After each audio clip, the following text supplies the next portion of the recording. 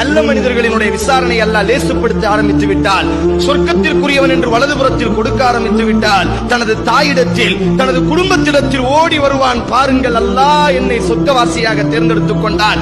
எந்த மார்க்கத்தை பின்பற்றும் பொழுது முட்டாள் என்று பேசினீர்களோ, எந்த மார்க்கத்திற்கு அர்ப்பணிக்கும் பொழுது எங்களை எல்லாம் கேவலமானவர்களாக பேசினீர்களோ, மற்றவர்கள் எல்லாம் பிழைக்க தெரிந்தவர்கள், நீ எல்லாம் பிழைக்க தெரியாதவன் என்பதாக எனது தாயே வரதட்சணை வாங்காமல் மறுத்த பொழுது நீ என்னை பார்த்து சுட்டி காட்டினாய்.